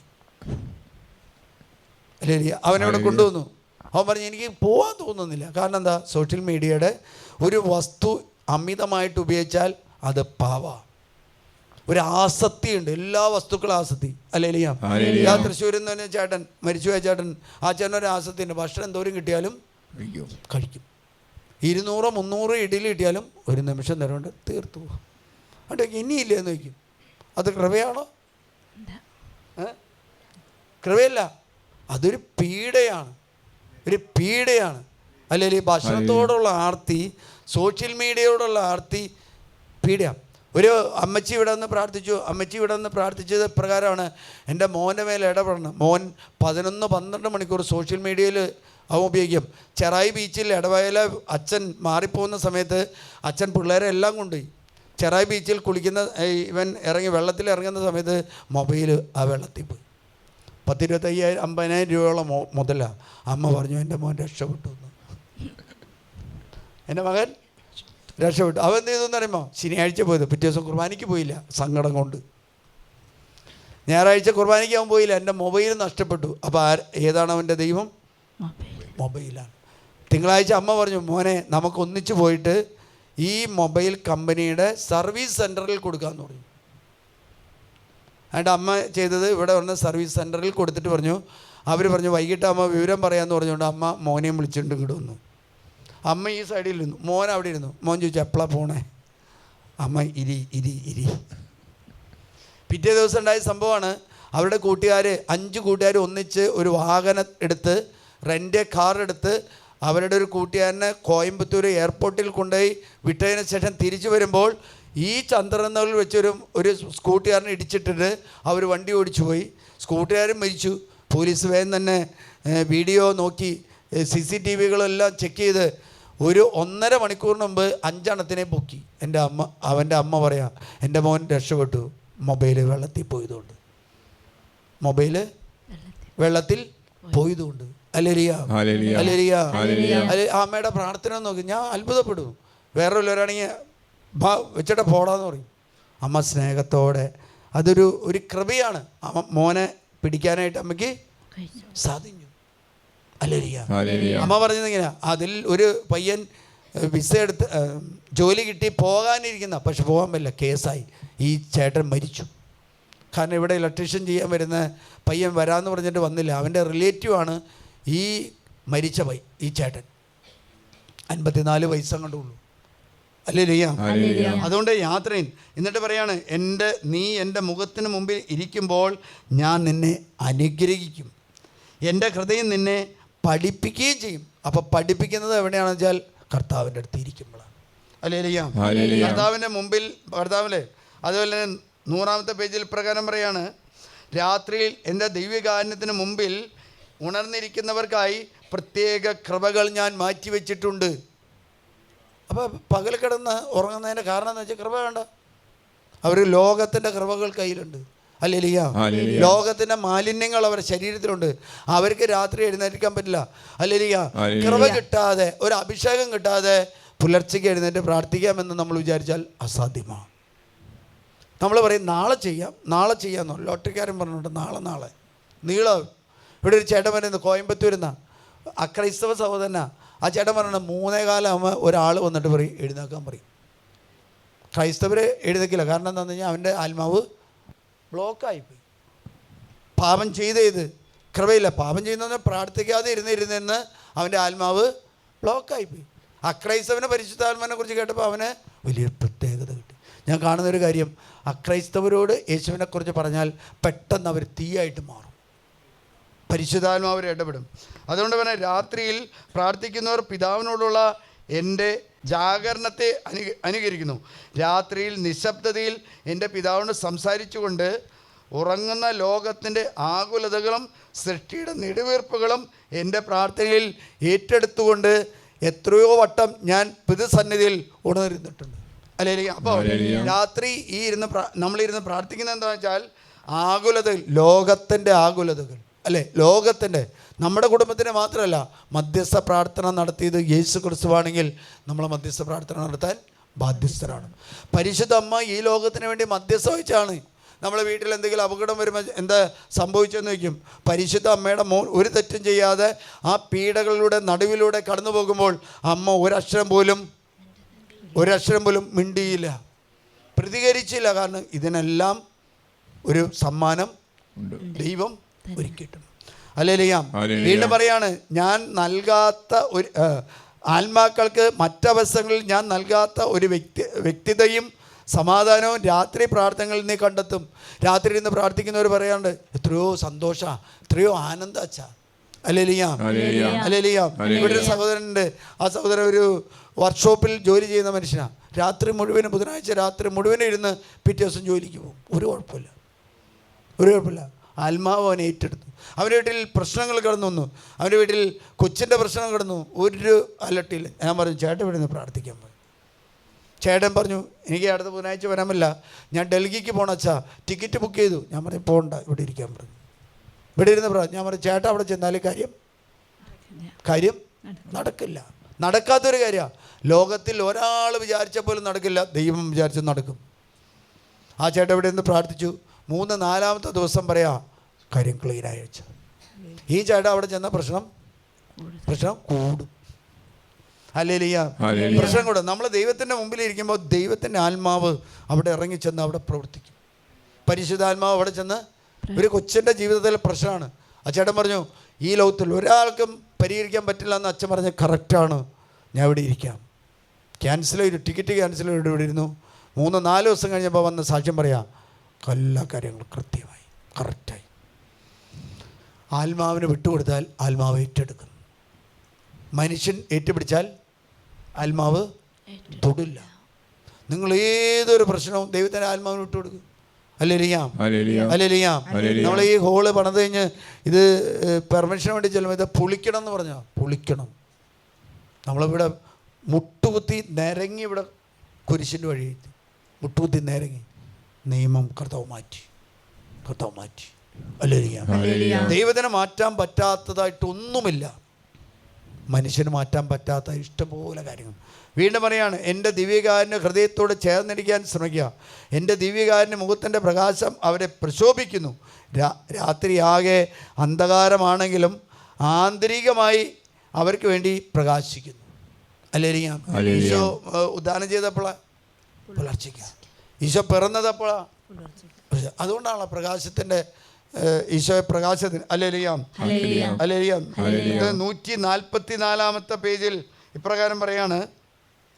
അതുകൊണ്ട് സ്നേഹമുള്ളവരെ, ഈ നിങ്ങളെല്ലാവരും പുലർച്ചയ്ക്ക് എഴുന്നേറ്റ് പ്രാർത്ഥിക്കും. ഞാനൊരു രോഗിയായിരുന്നു.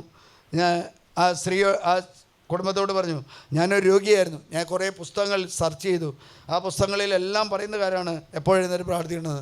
പുലർച്ചയ്ക്ക് എഴുന്നേ കർത്താവിൻ്റെ വിശ്വസ്തതയെ ധ്യാനിക്കണം. അല്ലേലിയാം അല്ലേലിയാം അല്ലേലിയാ. ഇപ്രകാരം പറയാണ്, എൻ്റെ വൈദികരുടെ ആരാധനയ്ക്ക് ഞാൻ കാത്തിരിക്കുന്നു. ഞാൻ മറ്റ് ആരാധകരെ എൻ്റെ സന്നിധിയിൽ കാണുന്നു. ഞാനതിൽ സന്തോഷിക്കുന്നു. ദിവ്യകാരുണ്യത്തിൻ്റെ ആർദ്രതയോടെ ഞാൻ അവരെ അനുഗ്രഹിക്കുന്നു. എങ്കിലും ഞാൻ വൈദികരെ തേടുന്നു. അവർ എവിടെയാണ്? എൻ്റെ സ്നേഹുദാസിയിൽ എന്തുകൊണ്ടാണ് അവർ ഒന്നാമതായി എന്നെ തേടി എത്താത്തതും ദിവ്യാനന്ദത്തിൽ എൻ്റെ പക്കൽ നിന്ന് ഏറ്റവും ഒടുവിൽ പോകുത്തു. അല്ലേലിയാം. നമ്മൾ വിശുദ്ധ കുർബാന കഴിഞ്ഞാൽ എന്തായിരിക്കും? വെള്ളപ്പൊക്കം ഇറങ്ങിപ്പോകുന്ന ഒറ്റ പോക്ക. അച്ഛൻ സങ്കീർത്തി പോയി ഉടുപ്പ് മാറിയിട്ട് വരുമ്പോൾ പള്ളി ക്ലീനാ. അല്ലേലിയാ അല്ലേലിയാ. ഉടുപ്പിട്ടിട്ട് വരുമ്പോഴും പള്ളി ക്ലീനായിരിക്കും. പാട്ട് തുടങ്ങുമ്പോൾ നിറയും. അല്ലേ? പാട്ട് പറയുമ്പോൾ നടയും. ചെന്ന് ഉടുപ്പിട്ട് ഊരിയിട്ടിട്ട് വരുമ്പോൾ അല്ലേലിയാ. നമ്മളെ ഇടവക അച്ഛന്മാർ എന്തെങ്കിലും ആരെങ്കിലും കാണെങ്കിൽ മുമ്പനെ കപ്പിയരോട് പറയും, ഇന്ന ചേട്ടനോട് പറഞ്ഞോട്ടോ, അല്ലെങ്കിൽ ചേട്ടൻ വീട്ടിൽ പോയി. അല്ലെങ്കിൽ നമുസ, രണ്ടാം വർത്തിക്കാൻ കൗൺസിൽ, ട്രെൻഡ് കൗൺസിൽ, വിശുദ്ധന്മാർ, അപ്പസ്തോലന്മാർ, വിൻസെൻ്റ് പെരേർ, പാതിരപ്പി എല്ലാം പറയുന്നത് അവർ ഒരു ദിവസം തുടങ്ങുന്നത് 1:30-2 മണിക്കാണ്. അവർ 40-50 ജപമാല ചൊല്ലുന്നത്. നമ്മൾ കഷ്ടിമുട്ടി ഒരു ജപമാലയുടെ ഒരു രഹസ്യം ചൊല്ലുന്നത്. എന്നിട്ട് പറയും നമ്മൾ പ്രാർത്ഥിക്കുന്നവരാണ്. അല്ലേലിയാ. ഭൂലോകത്തിൻ്റെ വിജയരാജ്ഞി എന്ന പുസ്തകത്തിൽ ഇപ്രകാരം പറയണത്, ഒരു വ്യക്തി പുലർച്ചയ്ക്ക് എഴുന്നേറ്റ് പ്രാർത്ഥിക്കുന്നത് അവൻ പ്രാർത്ഥനയ്ക്ക് വേണ്ടി മാത്രമല്ല, അവൻ്റെ കുടുംബം ചെയ്ത പാപത്തിന് പരിഹാര. അപ്പം ചെയ്യണോ? രാത്രി പ്രാർത്ഥിക്കണോ? അല്ലേലിയാ. അതുകൊണ്ട് പറയുകയാണ്, നിങ്ങൾ പ്രാർത്ഥിച്ച് രാത്രി ഇരുന്ന് പ്രാർത്ഥിക്കണം. ഇന്ന് സഭയ്ക്ക് പറ്റിയിരിക്കുന്ന വീഴ്ചയെക്കുറിച്ച് പാലാ പിതാവ് ഇപ്രകാരം പറയാണ്. ഇത് 2021 മാർച്ച് മാസം 19 ഇറങ്ങിയൊരു ലേഖനമാണ്. സീറോ മലബാർ സഭയുടെ പരാജയ കാരണം എന്തെന്ന് ചോദിച്ചുകൊണ്ട് ആ മുൻ ബിഷപ്പ് പ്രകാരം പറഞ്ഞത്, പഴയ കാലത്ത് നമ്മുടെ കാർന്നോന്മാർക്ക് 2:30-3 മണിക്ക് എഴുന്നേറ്റ് പ്രാർത്ഥിക്കുന്ന ഒരു ശീലം ഉണ്ടായിരുന്നു. അവർക്ക് ഏറ്റവും വലിയ അവരുടെ ജീവിതത്തിൽ കർത്താവായിരുന്നു. ഇന്ന് അവരുടെ ജീവിതത്തിൽ ജോലിയായിട്ട് മാറി. അല്ലേലിയാ. അല്ലെ, ഉദ്യോഗമായിട്ട് മാറി. കുർബാന ഇല്ലാത്ത സ്ഥലമാണെങ്കിലും ശമ്പളം കൂടുതൽ കിട്ടിയെങ്കിലും നോ പ്രോബ്ലം. അല്ലേ? ശമ്പളം കൂടുതൽ കിട്ടിയെങ്കിലും നോ പ്രോബ്ലം. കൂദാശകളില്ലാത്ത സ്ഥലമാണ്, കുർബാനയില്ലാത്ത സ്ഥലമാണ്, അല്ലെങ്കിൽ അച്ഛന്മാരില്ലാത്ത സ്ഥലമാണ്. ഫീസ് കുറവാണോ? മക്കൾ അവിടെയുണ്ട്. ഫീസ് കുറവാണെങ്കിൽ മക്കൾ അവിടെയുണ്ട്. ആത്മീയ ജീവൻ നഷ്ടപ്പെട്ട് കഴിഞ്ഞാൽ പിന്നെ ഭൗതികമായിട്ടൊരു വ്യക്തിക്ക് ജീവിക്കാൻ പറ്റില്ല. അല്ലേലിയാ. എത്രയോ കുട്ടികളെ കൊണ്ടുവന്നിട്ടുണ്ടെന്ന് അറിയുമ്പോൾ എന്നിട്ടൊന്ന് ശരിയാക്കി തരാമെന്ന്. ആത്മീയ മേഖല ബ്ലോക്കായി കഴിഞ്ഞാൽ ആത്മീയ മേഖല തുറക്കേണ്ടത് ആരാണെന്ന് വെച്ചാൽ കർത്താവ് തന്നെ. കൂദാശയില്ലാത്ത ഒരു സ്ഥലത്തേക്കും എത്ര അഡ്മിഷൻ കിട്ടിയാലും ഫ്രീ ആയിട്ട് കിട്ടിയാലും മക്കളെ വിടരുത്. വിട്ടാൽ നിങ്ങളുടെ മക്കൾ പിശാചെ പീഡിപ്പിക്കും. കാരണം എന്താ? കൂദാശ കുമ്പസാരം കുർബാനയില്ലാത്തൊരു കുട്ടിക്ക് ജീവിക്കാൻ പറ്റില്ല. ഞാൻ എൻ്റെ സഹോദരനോട് പറഞ്ഞു, 1 വർഷം മുമ്പ് അവൻ വിദേശത്ത് പോകാൻ വേണ്ടി ഇവിടെ വന്ന് പ്രാർത്ഥിക്കാൻ എൻ്റെ അടുത്ത് വന്നു. ഒരു അച്ഛൻ്റെ ഒരു റിലേറ്റീവ്, ഒരു അച്ഛൻ്റെ അനിയനാ. ഞാൻ അവനോട് പറഞ്ഞു, നീ പോകണ്ടെന്ന് പറഞ്ഞു. അപ്പോൾ അവൻ പറഞ്ഞു, വിസയ്ക്ക് തയ്യാറായിച്ചാൽ പോകാതെ പറ്റില്ല. വിസയെല്ലാം ശരിയായി, പോകാതെ പറ്റില്ല. മാത്രമല്ല കൊച്ചിൻ്റെ അവസ്ഥ, അച്ഛന് ഭാര്യയുടെ രോഗം എനിക്കറിയാം. അവൻ 1 വർഷം പോയി ജോലി ചെയ്തിട്ട് തിരിച്ചു വന്നു. ഞാൻ ചോദിച്ചു, എന്തെങ്കിലും കയ്യിലുണ്ടോ? ഒന്നുമില്ല. എല്ലാം നടന്നു, മിച്ചമൊന്നുമില്ല. അല്ലേലിയാ. മിച്ചമൊന്നുമില്ല. ആരേത് പറയുന്നതോ? ഹഗായി പ്രവാചകൻ്റെ പുസ്തകത്തിൽ പറയുന്നുണ്ട്, നിങ്ങൾ അധ്വാനിച്ചു, എന്നിട്ട് നിങ്ങളൊരു സഞ്ചിയിൽ ഇട്ടിട്ട് വന്നു, സഞ്ചി ചോരുന്നതായിരുന്നു, നിങ്ങൾക്ക് മിച്ചമൊന്നും കിട്ടിയില്ല. ഹഗായി പ്രവാചകൻ ആത്മീയ ജീവിതത്തെക്കുറിച്ച് ശക്തമായ ഭാഷയിൽ മനുഷ്യ ജീവിതത്തിൽ ഗ്രഹിക്കാൻ പറ്റുന്ന രീതിയിൽ അത്ര ഗൗരവമായിട്ട് ഗർജിക്കുന്ന ഒരു പ്രവാചകനാണ് ഹഗായി പ്രവാചകൻ. നിങ്ങളുടെ സഞ്ചി ഓട്ടയുള്ളതായിരുന്നു. കാരണം എന്താ? ആത്മീയ മേഖല വളരാത്തൊരു സ്ഥലത്ത് നിങ്ങൾ സാമ്പത്തികമായിട്ട് അധ്വാനിച്ചാലും ആ സഞ്ചിയിലിട്ടാൽ അത് ചോർന്നു പോകും. ഹല്ലേലൂയ. നിങ്ങളുടെ ഭർത്താവോ നിങ്ങളുടെ ഭാര്യയോ നിങ്ങളുടെ മക്കളോ എവിടെ ജോലി കിട്ടിയാലും ഒരു ദേവാലയോ ഒരു പുരോഹിതനോ ഒരു പ്രാർത്ഥന ഉണ്ടെങ്കിൽ മാത്രമേ പോകുള്ളൂ. കാരണം എന്താണെന്ന് വെച്ചാൽ നമ്മുടെ കാരണവന്മാർ ഈ മലകൾ കീഴടക്കിയത് തോക്ക് വെച്ച് വെടിവെച്ചൊന്നല്ല, ആണോ? അവർ പോകുമ്പോൾ ആദ്യം ചെയ്യുന്നൊരു കാര്യം ഒരു കുരിശ് അവിടെ സ്ഥാപിക്കും. പിന്നെ ആന അവനെ തൊടില്ല. കാട്ടുമൃഗങ്ങളെല്ലാം ചൊല്ല് പറഞ്ഞത് ആത്മീയ മേഖലയിലാണ്. ആത്മീയ ഇന്ന് നമുക്ക് അങ്ങനെയുള്ളൊരാഗ്രഹമില്ല. നമുക്ക് എവിടെ പോയാലും കാശ് കുറവിനുള്ള കാര്യങ്ങൾ. അതുകൊണ്ട് പിതാവ് പറയാണ്, ഇപ്രകാരമാണ്: അച്ഛന്മാർ അമ്മച്ചിമാരും പുലർച്ചെ 2-നും 3-നും ഉണർന്ന പള്ളിയിൽ ഉണർത്തുമണി അടിക്കുന്നത് വരെ മുട്ടിന്മേൽ നിന്ന് കുരിശുവരെയും പ്രാർത്ഥനയും നടത്തുന്ന ഒരു കാലഘട്ടം ഉണ്ടായിരുന്നു. ഇന്ന് ആ കാലഘട്ടം. അപ്പോൾ നമ്മുടെ പിള്ളേരെ ഇന്ന് പിശാച് പീഡിപ്പിക്കുന്നതിൻ്റെ കാരണം എന്താ? കാലഘട്ടമുണ്ട്. കഴിഞ്ഞ നമ്മുടെ കാലഘട്ടത്തിൽ നമ്മൾ വളർന്നു വന്നതിൻ്റെ കാരണം എന്താ? നമ്മുടെ കാരണവന്മാർ നമുക്ക് വേണ്ടി പ്രാർത്ഥിച്ചിരുന്നു. ഹല്ലേലൂയ. അതുകൊണ്ട് അടുത്ത പുസ്തകം ഞാൻ കാണിച്ചു തരാം. ഈ പുസ്തകം നിങ്ങൾ കിട്ടുമെങ്കിൽ ഒന്ന് വായിക്കണം. ഭൂലോകത്തിൻ്റെ വിജയരാജ്ഞി എന്ന പുസ്തകത്തിൽ പറയാണ്, രാത്രിയുടെ യാമങ്ങളിൽ ഞാൻ ഉണർന്നിരുന്നാണ് ഈ ലോകത്തെ ഞാൻ പിടിച്ചത്, ഈ ലോകത്തെ സാത്താൻ്റെ കൈകളിൽ നിന്ന് മേടിച്ചത്. ആ ചേച്ചി പറയാം, 10-19 പുസ്തകത്തിൽ മുകളിൽ ഇത് കൊടുത്തിട്ടുണ്ട്, പക്ഷെ ഒരു പ്രാവശ്യം പോലും വായിച്ച് നോക്കിയിട്ടില്ല. നമ്മുടെ വീട്ടിലിരിക്കുന്ന ബൈബിൾ നമ്മുടെ കൊച്ചു വായിച്ചാൽ രക്ഷപ്പെടാക്കും. ഞാൻ അവരോട് സുവിശേഷ പ്രഘോഷണത്തെ കുറിച്ച് പറഞ്ഞു. ഇപ്രകാരം പറയാണ്, ആ മനുഷ്യൻ സുവിശേഷം കേട്ടത് ആരാന്ന് വെച്ചാൽ വീട്ടിൽ വരുന്ന വേലക്കാരിയുടെ കയ്യിൽ നിന്ന് സുവിശേഷം കേട്ടു. മൂതു മദ്യപാനിയായിരുന്ന വ്യക്തി ഈ വേലക്കാരി സുവിശേഷം പറഞ്ഞപ്പോൾ അത് കേട്ടിട്ട് വചനം വായിക്കാൻ തുടങ്ങിയപ്പോൾ 6 മാസത്തിൻ്റെ ഉള്ളിൽ അവൻ്റെ മദ്യപാനം പോയി. അവനൊരു സുവിശേഷ പ്രഘോഷകനായിട്ട് മാറി. കേരളത്തിലെ ഡെലിവറൻസിൻ്റെ ഒരു പ്രഘോഷകനായിട്ട് മാറി. കാരണം എന്താ? അവൻ്റെ ആത്മാവ്. അപ്പോൾ ഇസ്രായേൽ പറയാ, അച്ഛൻ പറയുന്നത് ശരിയാണ്, പക്ഷേ ആ മനുഷ്യൻ വചനം കേട്ടത് വീട്ടിൽ വേലയ്ക്ക് വരുന്ന വ്യക്തിയിൽ നിന്നാണ്. പണം ഉണ്ടെങ്കിൽ പിന്നെ കർത്താവ് വേണ്ട, പണം ഉണ്ടെങ്കിൽ വചനം വേണ്ട, അല്ലേ? പണം ഉണ്ടെങ്കിൽ പള്ളി വേണ്ട, പണം ഉണ്ടെങ്കിൽ വിശുദ്ധ കുർബാന വേണ്ട, ആരോഗ്യം ഉണ്ടെങ്കിൽ പള്ളി വേണ്ട, ആരോഗ്യം ഉണ്ടെങ്കിൽ വൈദികർ വേണ്ട. എപ്പോഴാണ് നമ്മൾ വൈദികരെ അന്വേഷിക്കുന്നത്? നമ്മൾ രോഗിയായിട്ട് മാറും. ഒരു ISRO ഒരു പയ്യൻ, അവൻ പറയാ, എനിക്ക് ജോലി ഉണ്ടായ സമയത്ത് ഒരിക്കൽ പോലും ഞാൻ കർത്താവിനെ അന്വേഷിച്ചിട്ടില്ല. അവനോട് ഞാൻ പറഞ്ഞു, കർത്താവ് നിന്നെ വീണ്ടും ഉയർത്തും. 2 കാര്യം ചെയ്യണം. 1, നീ പ്രാർത്ഥിക്കാൻ തയ്യാറാണ്. 2, നീ ശുശ്രൂഷ ചെയ്യാൻ തയ്യാർ. അവൻ ഉടൻ തന്നെ പറയാം, അവന് പറഞ്ഞാൽ തിരിയൊന്നുമില്ല, ഞാൻ കർത്താവിനോട് പ്രാർത്ഥിക്കാം, ഞാൻ കർത്താവിനോട് വചനം പറയാം. കാരണം എന്താ? ഇന്നവൻ രോഗിയായിട്ട് മാറിയപ്പോൾ അവന് മനസ്സിലായി, ഞാൻ രോഗിയായത് മാറിയത് കർത്താവിനെ ഞാൻ അനുസ്മരിച്ചില്ല, കർത്താവിനെ ഞാൻ ഓർത്തില്ല. അല്ലേ? നമ്മുടെ ആരോഗ്യം തന്നെ. നമുക്ക് ഈ കാരണവന്മാർ പറയുന്ന സമ്പത്ത് കാലത്ത് സമ്പത്ത് കാലത്ത് ആപത്ത് വെച്ചാൽ ആപത്ത് കാലത്ത് കാപത്ത് തിന്നാം. അല്ലേ? ആരോഗ്യം ഉള്ളപ്പോൾ പ്രാർത്ഥിച്ച് കൃപ നേടിക്കഴിഞ്ഞാൽ ആരോഗ്യമില്ലാത്തപ്പോൾ എഴുന്നേറ്റ് എല്ലാവരും.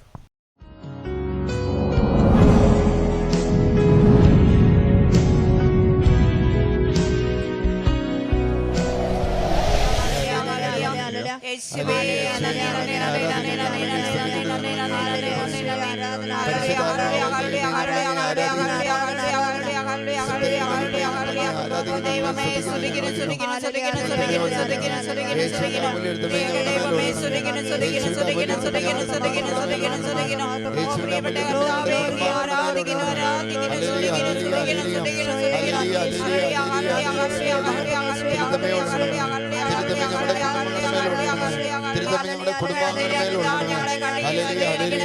പാമ്പുകളുടെ ശത്രുവിന്റെ സകല ശക്തികളെ ചവിട്ടിയെടുക്കുന്ന പാമ്പുകളുടെ തീകളുടെയും ശത്രുവിന്റെ സകല ശക്തികളെ ചവിട്ടിയെടുക്കാൻ സമാധാനത്തിന് റോമ 16:20 വെച്ച് പ്രാർത്ഥിക്കണം. കർത്താവിന്റെ പുരോഹിതനെ വിളിക്കപ്പെടും. നമ്മുടെ ദൈവത്തിന്റെ ശുശ്രൂഷ അറിയപ്പെടും. ജനങ്ങളുടെ സമ്പത്ത് നിങ്ങൾ അനുഭവിക്കും. നിങ്ങൾ അവരുടെ ധനം കൈവശപ്പെടുത്തി അഭിമാനിക്കും. ലജ്ജിതരാകുന്നതിന് പകരം നിങ്ങൾക്ക് ഇരട്ടിയോഹരി ലഭിക്കും. അപമതിക്ക് പകരം നിങ്ങൾ സന്തോഷിച്ചുള്ളരിക്കും. നിങ്ങളുടെ ദേശത്ത് ഇരട്ടിയോഹരി നിങ്ങൾ കൈവശം. നിങ്ങളുടെ ആനന്ദം നിത്യമായിരിക്കും. കാരണം കർത്താവായി ഞാൻ നീതി ഇഷ്ടപ്പെടുന്ന കൊള്ളയും ഞാൻ വരുത്തുന്നു. വിശുദ്ധയുടെ അവർക്ക് പ്രതിഫലം നൽകും. മഹത്വം. അവരുമായി ഞാൻ നിത്യമായി ഉടമ്പടി ഉണ്ടാകും. അവിടെ ജനതയുടെയും സന്ധികൾ രാജ്യങ്ങളുടെയും അറിയപ്പെടും. കർത്താവിനാൽ അനുഗ്രഹിക്കണമെന്ന് അവരെ കാണുന്നവർ ഏറ്റുപറയും. യെശയ്യാ പ്രവാചകന്റെ പുസ്തകം 61-11 വെച്ച് ബന്ധിക്കുന്നു, ശാസിക്കുന്നു. അല്ലെ പാമ്പുകളുടെ തേളുടെയും ശത്രുക്കളുടെ സകല ചിന്തയും ലൂക്ക 10:19 വെച്ച് ബന്ധിക്കുന്നു, ശാസിക്കുന്നു. അവൻ 12 പേരെയും വിളിച്ച് സകല വിശ്വാസികളെ അധികാരം കൊടുത്തു. രോഗികളെ സുഖപ്പെടുത്താനും ദൈവരാജ്യം വെച്ച രോഗികളെ ലൂക്ക 9:1 വെച്ച് ബന്ധിക്കുന്നു, ശാസിക്കുന്നു, ബന്ധിക്കുന്നു. അല്ലെങ്കിൽ പാമ്പുകളുടെയും തേളുടെയും ശത്രുക്കളുടെ സകല ചിന്തയും ലൂക്ക 10:19 വെച്ച് ബന്ധിക്കുന്നു. നിങ്ങൾ ലോകം പോയി